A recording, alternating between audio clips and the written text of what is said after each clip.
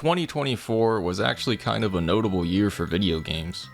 We got Stellar Blade, Shadow Generations, Helldivers 2, Marvel Rivals, all games that have actual gameplay and aren't just cutscenes. Astrobot, a 3D platformer, actually won Game of the Year. This year felt like a shift towards actually respecting gamers again, and appealing to beauty standards instead of celebrating ugliness and shoving it in your face constantly. Last year's lineup had a surprising amount of testosterone this time around, and there was a refreshing lack of censorship of sexualized characters, female protagonists, and movie games. And the few releases that did have these were rightfully panned and sold poorly. See Dragon Quest III Remake, Star Wars Outlaws, and of course, Concord, which was one of the biggest gaming failures ever and was shut down 2 weeks after launch. Who knew making actual video games where you just play the game and don't have to sit through endless cutscenes or listen to women berate you or smarmy ironic millennial dialogue that's afraid to actually be sincere so it's overly self-aware instead, would actually sell games? And again, actual women characters who have curves and tiggle bitties in current year is insane. But y'all left one game out. Y'all slept on this one, guys, and I'm gonna give it the recognition it deserves. That brings us to the game in question, Card-en-Ciel. Developed by Inti Creates, most known for the Mega Man Zero games and Galgun Girls, if you know you know. And released in October of 2024, Card-en-Ciel is a roguelike deck builder / lap pillow simulator, featuring hundreds of cards of characters from in-universe video game IPs, including original characters and ones from Inti's actual titles, as well as 50 vocal tracks that complement the gameplay and give character to these fictional IPs and characters, who are all fully voice acted, by the way. And sure, this is technically an indie game, so maybe it's silly to compare it to AAA games, but as long as the gameplay is enjoyable, budget and presentation don't really matter. AA or middleware games are dead, so either go indie or AAA slop. As I'm making this review, I have put 60 hours into this game, and it's only like $25.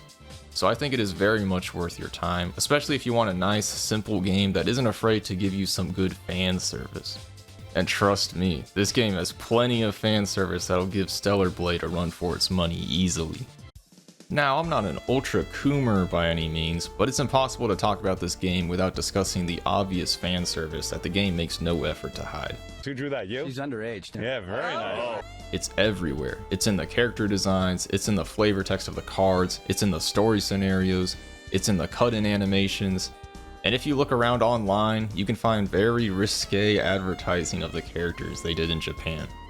The main menu is a POV of you and your base being showered in compliments by your virtual waifu companion, and features a lap pillow mode that you unlock through the game's story. I'm not making this up. The second level has you go into the game world of a visual novel featuring giant schoolgirl robots, and you run into the main character who looks straight up like a hentai protagonist and has a giantess fetish. The whole exchange is amazing. You pushed yourself way too hard, Height. How about getting some rest on my lap? A lap pillow in spite of our difference in size? How could I say no? A lap pillow sounds like a good idea. How about you take a rest on my lap too, Neon? Odyssey? I love the amount of effort they put into the in-universe games, and they stand among Inti's actual developed games very well. It's no surprise that a few of these were actual concepts for games from the real-life developers. Each character has their own personality and backstory you can read in their cards, and they all feel very familiar to video game and anime archetypes. It's all very anime and very Japanese, but in the best way possible. But if you just can't get into weeb wish fulfillment, you might not like this. I'm not super into anime anymore, but I don't even care if the wish fulfillment is cringe.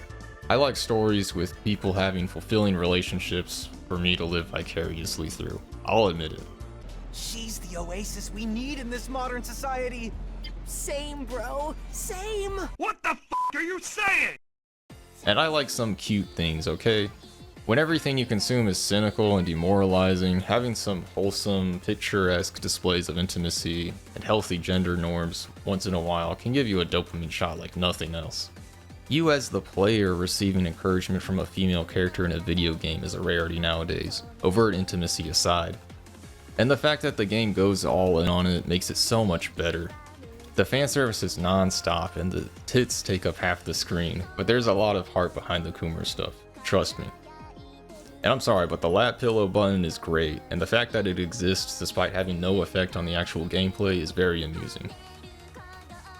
The game is honestly pretty unique from a lot of other games for this reason, and if you embrace the cringe, you'll be better off for it.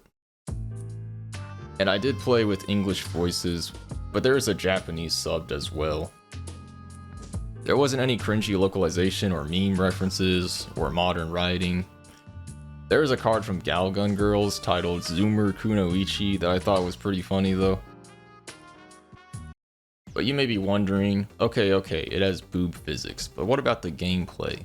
The gameplay itself has been compared to Mega Man Battle Network for its grid-based combat and Slay the Spire for being a roguelike card game. Now, I haven't played either one of these games, but I can say that it's not really a deck builder at all. Frankly, the term roguelike deck builder makes me sick to my stomach. I guess it would be more accurate to call it a card battler, dungeon crawler. The core gameplay is simple. You're given 9 random starting cards when you start a dungeon, and you clear enemy encounters to strengthen your cards and obtain new ones of higher rarities. Each dungeon has 3 procedurally generated floors, and you progress to the next floor by clearing the boss encounter, which is shown on the map. And you are encouraged to clear a dungeon in as few turns as possible to achieve a higher rank to unlock higher difficulties for that dungeon. That's it. That's the gist of the game. There's very little preliminary setup other than wild cards, which are pre-selected cards you choose from among all your obtained cards that you can forge during battle once per dungeon. And small permanent upgrades you can unlock using decode tokens obtained from your runs, similar to how it works in most roguelikes.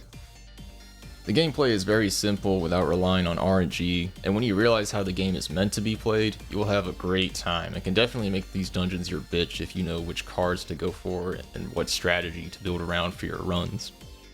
This game is kind of a perfectionist game and rewards you for playing as such. Now this will determine how much enjoyment you get out of the game. While I said the gameplay is simple, you are allowed to make it more complex and add layers of difficulty to your runs after completing dungeons for the first time. When you play a dungeon for the first time, you can only choose easy and normal difficulty, and your starting deck is always a story-specific deck. This means that if you play the game straight through just for the story, there is actually even less RNG than there is on optional replays. If you're truly looking to maximize your enjoyment and get all you can out of the gameplay, you're going to want to replay those dungeons to unlock higher difficulties, which go all the way up to hard +9, and require at minimum 2 additional replays to unlock, assuming you get the highest rank on all your runs. I have played one of Inti's other titles, Luminous Avenger X, prior to this game, and that one has very similar perfectionist design, where the game doesn't really start until you beat it and then replay the levels until you memorize the layout and enemy placement. The main game might as well be the tutorial. Although I do very much appreciate this design in Card-en-Ciel, because you're allowed to seek more for your experience if you so choose, and the game teaches you all the mechanics if you do want to mix around strategies and experiment with certain card types to see what you can pull off. I also don't find Card-en-Ciel to be nearly as autistic in this regard as X was. That game wanted you to play like a goddamn speedrunner. Now to explain how strategy works in this roguelike but not really roguelike, and how it ties into the complexity of higher dungeon difficulties, I should explain all the different mechanics and card types you'll encounter in your runs. But before I talk about the card combat, I'll explain dungeon navigation. Dungeons are made up of interconnected zones, as shown on the map. These zones are where enemy encounters take place, and when you clear all enemy encounters in a zone, it's subjugated and you're allowed to either heal damage sustained in battle, enhance a card in your deck, or give up one of your cards for the rest of the floor, which gives you a random bonus effect in battles that take place in zones adjacent to the subjugated zone. In most instances, enhancing a card is the most obvious choice because stronger cards help you clear enemy encounters quicker, but there are situations where it is actually more beneficial to choose one of the other options. Again, these situations make themselves more apparent on harder difficulties, and I'll explain this in greater detail. When navigating dungeons, it's important to pay attention to the guardian zones. Guardian zones have a white skull symbol on the map and will only require one encounter to subjugate, and you click on the sprite when you're near it to enter battle, instead of entering battle on contact with the sprite. This makes it a lot easier to avoid battles when you go through these zones. The most important thing to know about Guardian zones is that they buff enemies in adjacent zones by giving them more health or shield, or by giving you a negative effect during battle. Zones that receive these effects from adjacent Guardian zones will also have a higher level, which you can see when you hover over the zone on the map. As I mentioned before, when you win a battle, you obtain a new card, but the card rarity increases with the enemy's level. When you subjugate a Guardian zone, adjacent zones lose the negative effect gained from that Guardian, and their level is lowered. Generally, you'll want to take out the outer Guardian zones first to weaken the others as you make your way to the floor boss, which has a red skull icon. The last thing to mention is your memory gauge. It's a bar that fills up every time you step into a new zone, and when you subjugate a zone, the bar decreases. If you let the bar fill up too much, it will trigger a trap that applies a negative effect to all battles until you subjugate the zone the trap was triggered in. To avoid this happening, you'll need to periodically choose the healing option after subjugating zones to prevent the bar from filling up too much as you move throughout the floor. Because in addition to healing damage, the healing option also lowers the memory gauge and does so more than the regular amount of just subjugating a zone. Subjugating zones alone will not be enough because it reduces the gauge less than the amount gained by stepping into a zone. So this strategy is absolutely required for dungeon navigation. Otherwise, you'll inevitably be forced into every battle to subjugate zones anyway, just so you don't get fucked by the negative effect, prolonging what would normally be simple encounters and racking up turn counts, ultimately leading to a low clear rank by the end of the dungeon. I seriously don't understand why the game doesn't emphasize this, because it's so important for minimizing turn count by skipping unnecessary battles, and aside from random events, it's literally the only other way to reduce the gauge. It's pretty easy to mitigate damage in battles, so you'll rarely need to recover health, but because of how the memory gauge works, you'll only ever choose the option for its secondary purpose of reducing the gauge. Now I'll talk about the actual game part of the game, the card battles. You start a fight with a hand of 5 cards. You use cards for either their on-text effect by consuming the number of cost points shown on the card, or simply to move in the direction shown on the card. You start each turn with 3 cost points, and you cannot use cards with costs that exceed the number of cost points you have, except to move, which doesn't cost anything. Whether you use a card for its effect or to move in a specified direction, the card is consumed and sent to the discard pile, and all enemy turn counters are reduced by 1. Each enemy on the grid has its own turn counter, that when reduced to 0, its action will be performed. Enemy actions are usually just attacks that reduce your health and have an area of effect just like your cards do. Sometimes though, an enemy may perform actions that don't damage you but may impede you in other ways, like adding freeze or virus cards to your hand or deck. You can always see enemy actions in advance, but after they perform an action, they move to a random space on their grid, and their turn counter resets for a new action. Turns themselves don't pass until you press the end turn button. When you end a turn, your remaining hand is sent to the discard pile, you draw 5 new cards, and your cost points are reset. Enemy turn counters are set to 0, forcing them to perform whatever their specified action was, and their turn counters, actions, and positions are reset for the next turn. Also, any enemy that entered Breakdown has its barrier points restored and can perform actions again. While ending a turn essentially leaves you at where you were at the start of the turn, you can deploy strategies through the use of certain card properties that can give you an edge on your next turn and allow you to take out enemies in just a few actions with proper setup. For example, certain cards give you boosts to the damage or break dealt with your next attack when you use them for movement, which you can stack and carry over to other turns. Some cards you can actually hold onto and keep for your next turn as they don't get sent to the discard pile when discarded. Because you only get 3 cost points each turn, you'll hardly ever have enough points to use the effects of every card in your hand, but that doesn't mean that they can't be utilized in other ways. Lastly, you have these music note looking things that you can expend to use a more powerful version of a card in your hand. The game calls this a special skill. This will typically just boost the card's potency, allowing you to destroy enemies or reduce their barrier points more easily, but may also alter the effect of a card itself and even change its cost. There's various card mechanics and card properties in Card-en-Ciel that you'll use in your strategies, so I'm just gonna explain all of them in detail, starting with the basic card types. So first you have damage cards. These cards have a red color and deal damage to any enemy in its area of effect when its effect is used. Then you have break cards, which are blue and reduce both the barrier points and the damage of any enemy in its area of effect by the specified amount. When an enemy's barrier points are reduced to 0, it enters a state called breakdown, where the enemy is stunned and takes double damage. As mentioned before, enemies leave breakdown when you end the turn, and any enemy that was in breakdown has its barrier points reset. Also, when you inflict breakdown on an enemy, you recover 1 cost point, which oftentimes not only recovers the cost of the break card you used, but allows you to do a lot more damage when you put that recovered point towards a damage card and the double damage on breakdown. Because of this, it's very important to consider the most appropriate times to inflict breakdown on an enemy when planning a battle. Next, you have action cards. These cards are yellow, and in addition to their effects, also negate enemy attacks when used in an enemy's area of effect when its turn counter is at 1. When these conditions are met, you'll enter a quick time event that negates the attack before applying its regular effect if succeeded. If you fail the quick time event, you take damage, but the card's effect is still applied. Even if the attacking enemy is not in your card's area of effect, or if that enemy's attack was reduced to 0 through the use of break cards, the quick time event will still happen as long as you are in the enemy's area of effect.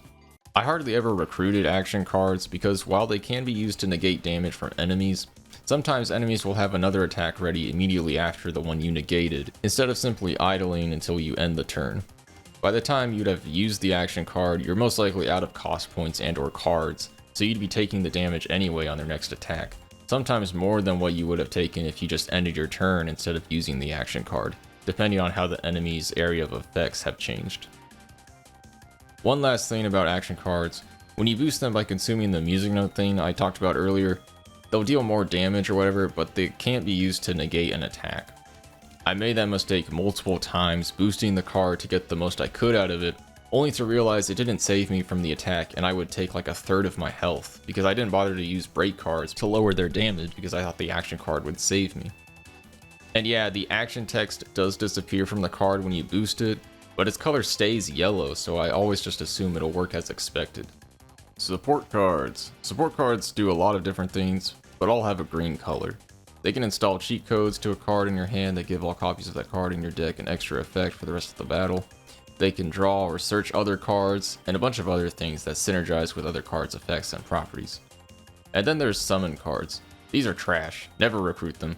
All they do is give you some underwhelming effect throughout battle and take up space on your grid, making it harder to navigate around enemy AoEs. The next card type is bug cards. Bug cards are negative cards that are meant to hinder you when they find their way into your hand. And there are 3 types of these. They're usually forced into your hand or deck by enemy actions and battle effects, but some of your own cards will force them as part of their effects. As long as they're in your hand, you'll be forced to incur their effects when they are activated to get rid of the cards. Even if you don't activate a bug card in your hand by normal means, all bug cards in your hand will activate when you end a turn. So the idea is to use specific card effects to deal with these and remove them so you don't incur their effects when you end a turn. Same with all forged cards. When bug cards leave your hand, they're always banished and disappear after battle. Even though they're supposed to be an annoyance, bug cards can still be used as a good resource in some strategies, such as being easy targets for banish cards. So I've neglected to mention the most important mechanic in the entire game that plays a major role in even the game's marketing, and that is the Muse card. Muse cards are special cards obtained from clearing certain Guardian zones and dungeons, and when you progress through the story. They all feature characters from the in-universe games that make up the setting of Card-en-Ciel, and are what the dungeons are themed after. True to their name, each Muse card has a distinct vocal track for the featured character that plays when activated. 50 tracks for the 50 Muses you can unlock in the game. As for how they work in gameplay, every Muse card has its own conditional that when satisfied gives you a very beneficial effect that drastically changes the flow of battle for the remainder of the fight, as well as one of those music note things you can use to boost a card's effect. At the start of each dungeon, you're given one Muse card from your stock that matches the most prominent card mechanic from among the cards in your starting deck for that run. Unless you're running a dungeon for the first time, in which case, like I said before, you're given a predetermined deck that's meant to teach you a new mechanic, using the Muse card given to you at the end of the previous dungeon that just so happens to use that same mechanic. On subsequent runs, your starting Muse is entirely based off your starting deck, which is completely random. There's no limit to how many Muses you can have or activate in battle, and once you obtain one, you keep it for the rest of the dungeon. You can choose to leave a Muse in a subjugated zone when you choose the position option. This makes the Muse's effect active at the start of battle in every adjacent zone, but you lose the card and can't activate it in battles outside those zones, although you get the card back when you proceed to the next floor of the dungeon after beating that floor's boss. Because the effects of Muse cards are so powerful, you'll immediately be looking for the quickest way to fulfill their conditions when entering a battle, and all your strategies and decisions will revolve around popping off their effects and using the benefits to rapidly build up momentum and make full use of your deck's strategies and card mechanics. This makes them the most important cards in the entire game, and for reasons I'll explain in a minute, they're where most of the complexity and depth stem from in the actual gameplay itself. Now having covered the basic card types, including the one most integral to the gameplay, that gets us to the more interesting card properties and mechanics that the game gradually introduces you, but later work hand in hand with the Muse cards in completely breaking the gameplay and giving it so many layers and interactions and combos, you won't even be able to tell what's going on because you'll be activating Muses and proccing their effects with every action. And that's because these properties fundamentally change how the cards behave and interact with other cards. Not only can they be found naturally in the card effects of any of the main card types, but you can also give some of these properties to cards that normally don't have them through cheat codes and enhancing them. Cards can also hold multiple of these properties, some of which combo into each other extremely well. But to show you exactly what I'm talking about, I'll explain what each of these properties are, starting with Reboot. Cards with this text forge a copy of itself when used, even if just for movement.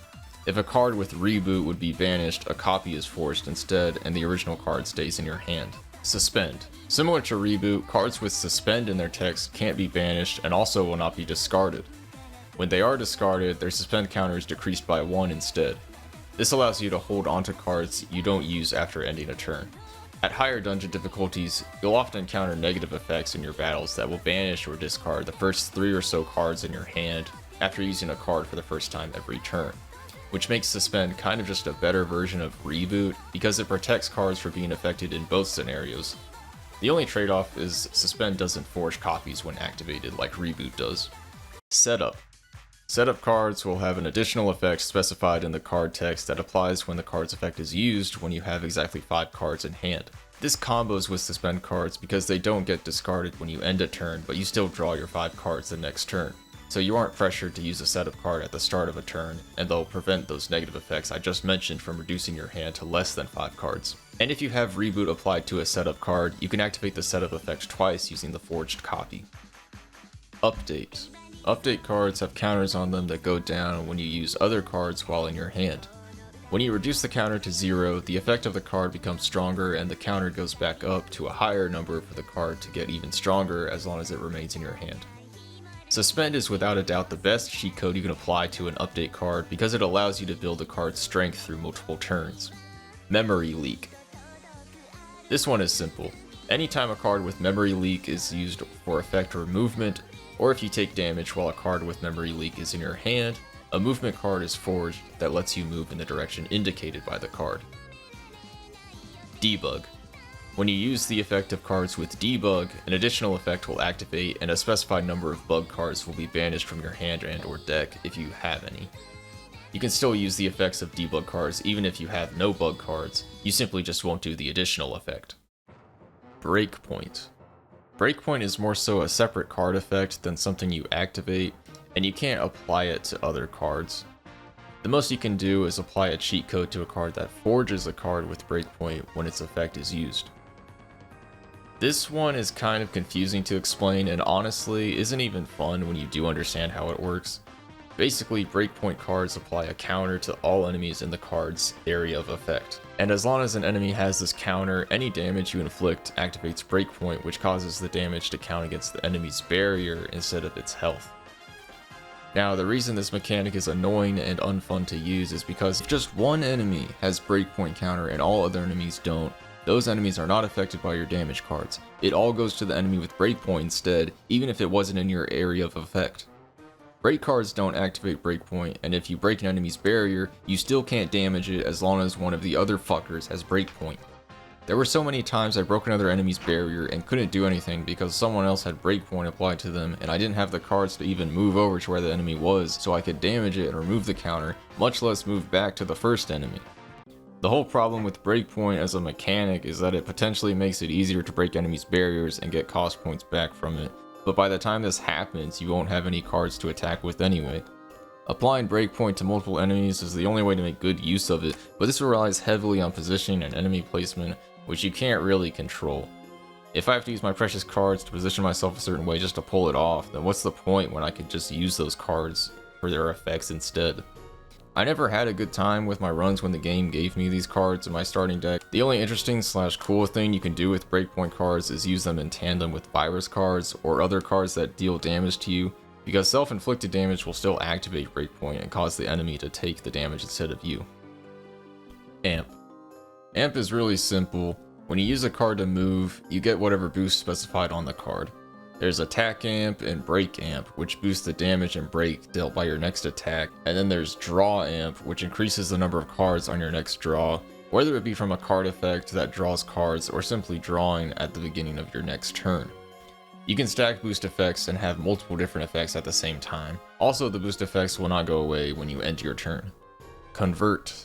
This is the last card property. When convert cards are used, they transform into a completely new, more powerful card that you can use the next time you see it, and switches back to normal when used again. Naturally, this is another one you can't put on other cards, as all convert cards in the game are Gunvolt characters whose card art changes as a nod to the actual games. Of course, there are various support cards and muses that build a strategy with convert cards, and applying Reboot is always a good idea, so you can use the convert card and immediately get the transformed version from the forged copy instead of having to wait to draw the card again. With all the card types and battle mechanics out of the way, I'll now cover the basic overall strategy for dungeons and how to clear them in the fewest number of turns possible. This is assuming that you've already played through all the dungeons the first time and cleared the main story, and want to go back and replay the dungeons after unlocking the higher difficulties. If you just want to play straight through the game as is and move on, disregard this section because the normal difficulty dungeons aren't hard, and you don't need to know the following information to get max rank. Like I said before, Card-en-Ciel doesn't really make you utilize everything and consider all your options in battle until you play the higher difficulties, when every fight has at least one negative effect that you'll have to play around. When I was just playing the story, I didn't think about which wild cards I should bring with me, and I didn't use special skills to maximize damage. On higher difficulties, these things are paramount to disposing enemies quickly at the start of the dungeon to lower your overall turn count. Okay, so like I said, on all dungeon replays, even when you choose the normal and easy difficulties that were already available to you, you're given a random starting deck and one muse that works with whatever card mechanic most present in your starting deck. All cards you obtain in dungeons will reflect what mechanics are in your starting deck, so there is a semblance of deck building rather than the cards being completely random and you ending up with a mishmash of a bunch of different archetypes. So you just started a dungeon. Where do you go? Well, first you look at the map and locate the red pulsating guardian zone. You battle these guardians to obtain muses, so you'll want to make a beeline to these zones. Normally, you want to take the shortest path with the least amount of moving enemy sprites to avoid the risk of getting into battle, but because your deck is still weak, I would actually engage with every encounter on your way to the muse, obtaining cards and enhancing them as you go. You'll always rack up turn counts this way, but strengthening your deck on the first floor makes the later battles easier and potentially reduces the number of turns you'll incur later on. This is also where you'll use wild cards to quickly end battles when your weak cards don't cut it. You may think to save wild cards for later on when you're in a pinch because each one has only one use per dungeon, but it is really best to use them early on. If you follow the strat, your deck will be able to carry on its own and you won't really need wild cards beyond the first floor anyway. As for which wild cards you should bring, I just pick a couple high damage cards, a search card, and some other generic cards you can put in any deck and they'll still be useful. And you can't go wrong with a debug card for when bug cards shit up your deck. Some cards are definitely better than others. So you beat the first floor boss and move on to floor 2, and at this point you have another muse and some good cards that help you activate them. Now you'll start avoiding enemy encounters, and just like the first floor, you make a beeline for the muse guardian zone. The only other thing you gotta do is subjugate a zone or two on the way to keep your memory gauge down and clear the guardian zones surrounding the floor boss to weaken it. Another key tip for the higher difficulties is to leave one of your muses in a zone adjacent to the floor boss after subjugating it by choosing the position option. I mentioned this earlier, leaving a muse causes its effect to activate at the start of all battles in zones adjacent to the one you placed it in. Doing this makes the floor boss a lot easier. You do this, beat the boss, and move on to the third and final floor. No point in getting the muse on this floor because you already have 3 at this point, but you can if you want. Now you just gotta go straight to the boss, but make sure to take out a guardian and place a muse once again to make the fight more comfortable. The general game plan is pretty simple and becomes intuitive the more you play. After all, every choice you make serves the sole purpose of minimizing your turn count in battle, and oftentimes this involves avoiding battles altogether. As for how to handle battles themselves, you really just read the conditions for your muses and use the cards that fulfill those conditions as soon as possible. Even if you don't deal any damage or break to enemies on your first turn because you just spent it banishing your entire hand to activate a muse, getting that special skill helps you out a lot. That's pretty much it for battle strategy. Just make sure you use wild cards and activate your muse early on to keep your turn count low. By floor 2, you should be comfortable enough with your deck that you can activate your muses with pretty much anything you get in your hand, and because some muses combo into each other, activating the effect of one snowballs into you activating the others, sometimes unintentionally. And this is when the game becomes a lot of fun and the cards start interacting with each other in lots of cool ways. And again, the more you play, the more familiar you get with the muses and their effects, to the point that comboing becomes natural to you and you'll know how to coordinate everything in battle. Just off the top of my head, Little Red Riding Hood and that blonde Parasol girl go absolutely insane by forging endless amounts of zero-cost rush cards that get stronger the more you use them. Darkness Mode Lola and Skybound Prayer go well together because one adds attack amp to all cards forged by Memory Leak, and the other produces more of those forged Memory Leak cards when the Memory Leak is activated. One last thing I forgot to mention is the elite enemy you find on floor 3. This is basically a super boss with very lethal damage and lots of health, that's denoted by the black guardian symbol on the map. Because of the amount of points earned when defeating an elite enemy, your score will always be better off as long as it takes you no more than 8 turns to kill it.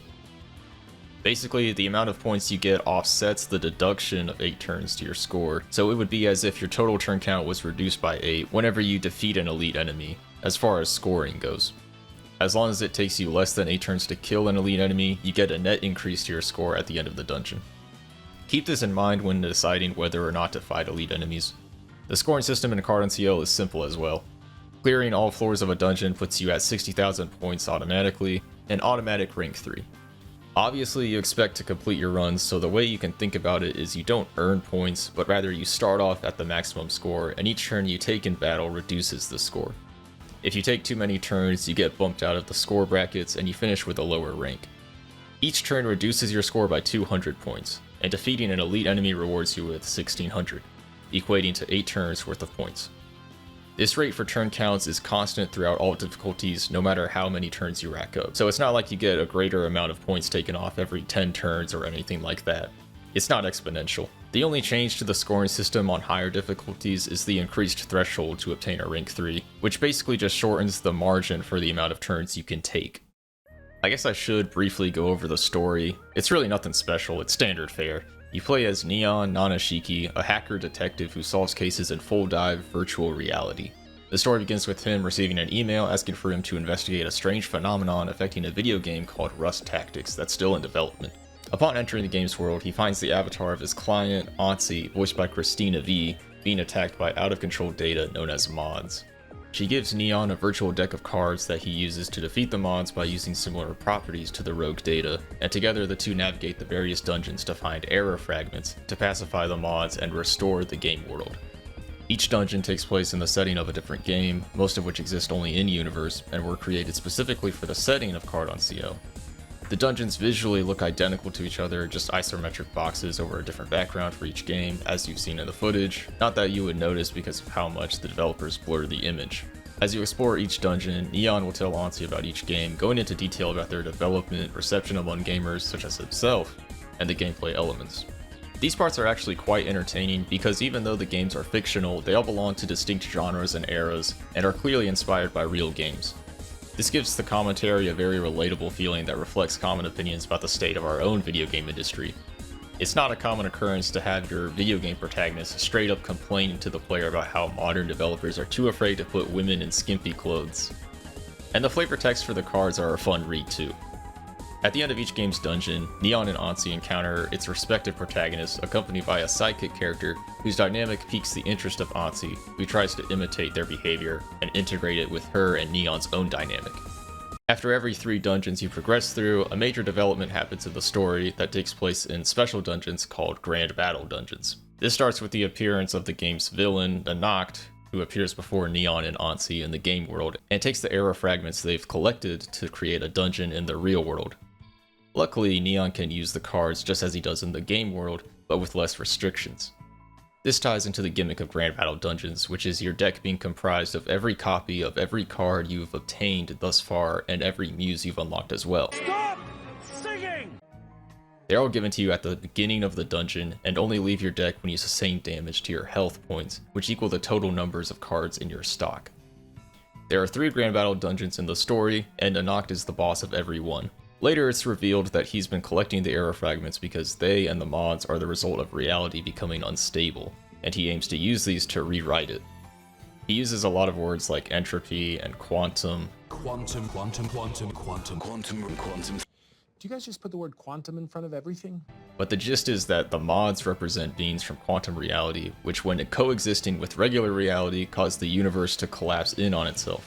And the current one faces a similar fate to Anoct's own universe, which fell victim to the same phenomenon. Using the power of his companion Rita, he was able to escape his reality and travel through different universes at the cost of her sense of self, eventually stumbling into Neon's reality, which he seeks to rewrite with his own. It's also revealed that Ansi is a mod herself, and originally was a virtual assistant in a scrapped game, but can exist in the real world the same way mods do in the Grand Dungeons. Hey, I've seen this one. This is a classic. Thanks for the sex, homie. This gives her the ability to resist Rita's song that renders Neon immobile, and at the beginning of the final boss, Ansi forges a special card into your hand that disables Rita's battle effect and allows you to activate your muses, but the card is permanently destroyed when you use it. If you do choose to use the card, you get access to your muses and the fight is a lot easier, but you get the bad ending afterwards. You do defeat Anoct, but Ansi's sacrifice causes Neon to spiral into depression, eventually renouncing his career as the gaming chair detective and disappearing from the public after finishing the scrapped game to memorialize her. If you want the good ending where Ansi doesn't die, you have to instead whittle away 10% of Anoct's health without using the card, and without the effects of your muses, which is really fucking hard when he has 9,999 health. For the love of God, play this one on easy difficulty so he has 5,000 health instead. Once you take out 10% of his health, an event triggers and you're able to activate your muse's effects without using Ansi's card, and she doesn't sacrifice herself. And that's the whole breakdown of the game. That's all you need to know to decide whether it's worth your time or not. This is without a doubt one of the better games in recent years, especially considering how safe and boring and uninspired games are now. It's not even about fan service or sex appeal being censored and everything now. It's the gameplay and engagement with the player. I want more games like this that feel like a video game, with systems that I feel rewarded for engaging with and provide something of substance.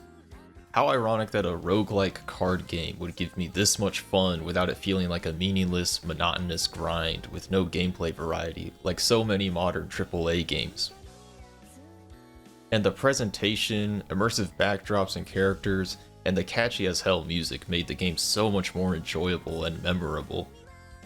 Having every card talk to you in battle, reacting to what was happening, and cheering you on after getting a victory really elevated the card collecting. Not to mention the elite gamer references and in-jokes.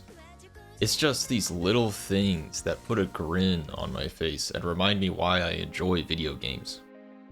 For everything this game does, it's more than worth it, and I would not have made this video articulating the design of the gameplay and how much I appreciate it if I hadn't thoroughly enjoyed my experience and everything the game offered. There's just so much soul in this game, and I hope we can see more AA games shine like this one did. But as Neon said, the industry just isn't what it used to be. Here's to a hopeful resurgence in competent video game studios.